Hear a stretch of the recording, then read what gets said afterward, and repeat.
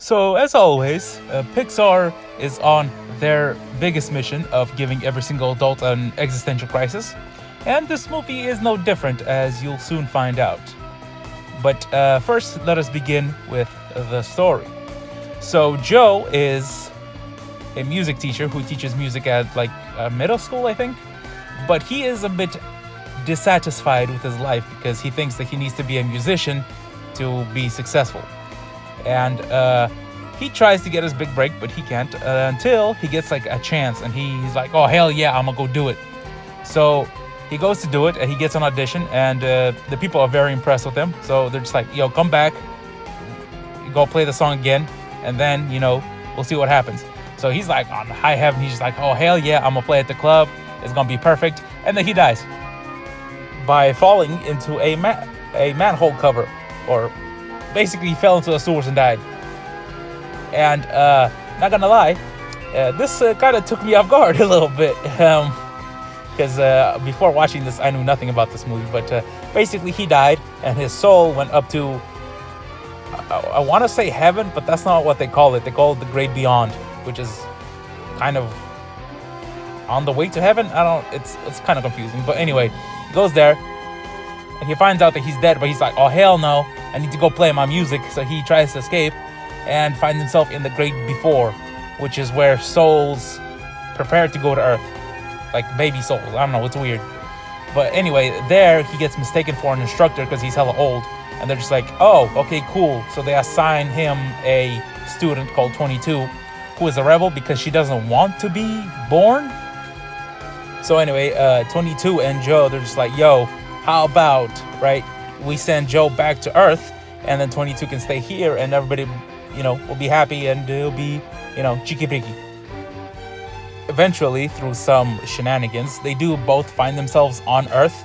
However, through a bit of a mix-up, Joe becomes a cat, and 22 goes into Joe's body. So now they have to, work that out. And then through some more shenanigans, they manage to, get back into their own soul body thingos.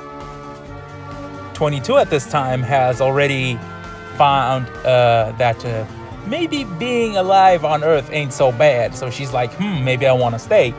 But then Joe's just like, nah. You have to give me this badge thing, right? So I can go on Earth.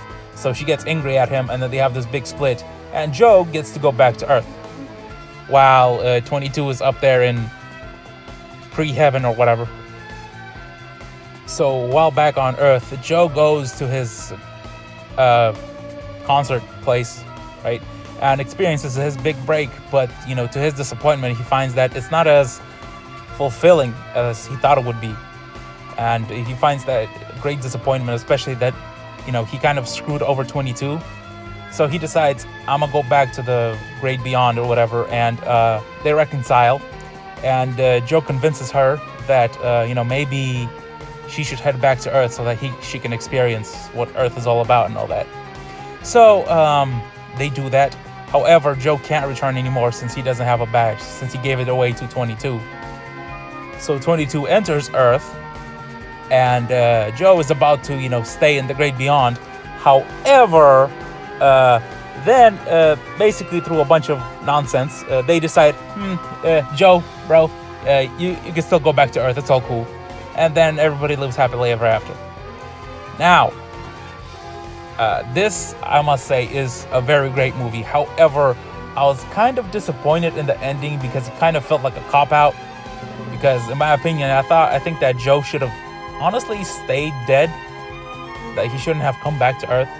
Because I think that's the theme of this whole thing, was that, 22 needs to find a purpose in life and begin living, while Joe needs to come to the conclusion that his life is over and that he needs to move on.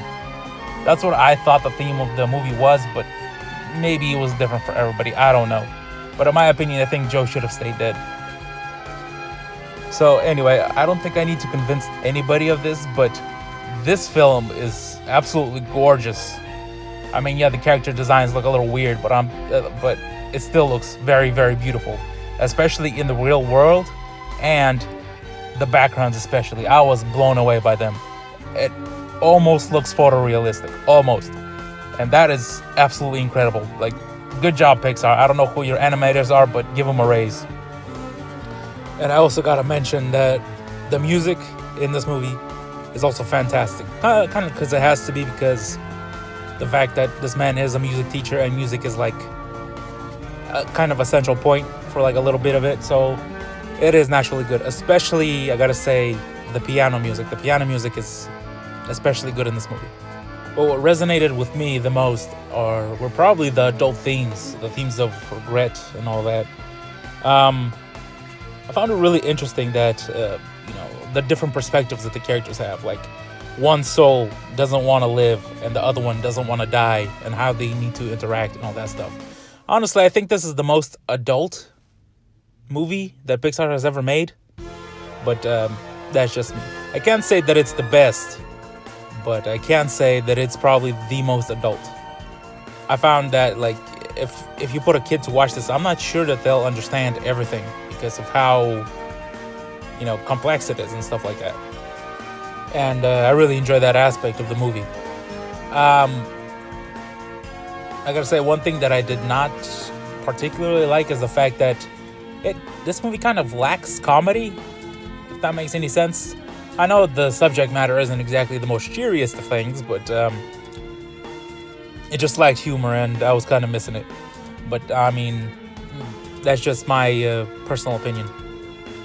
But yeah, Pixar, like, keep doing you. I mean, this is a very good thing. And it's not a sequel, thank goodness, because lately Pixar has been slipping just a little bit, in my opinion. But, thank goodness that they're pulling through, creating new things. And hopefully that continues. Thank you guys for watching. Tune in for more shenanigans. And thank you for watching. Goodbye.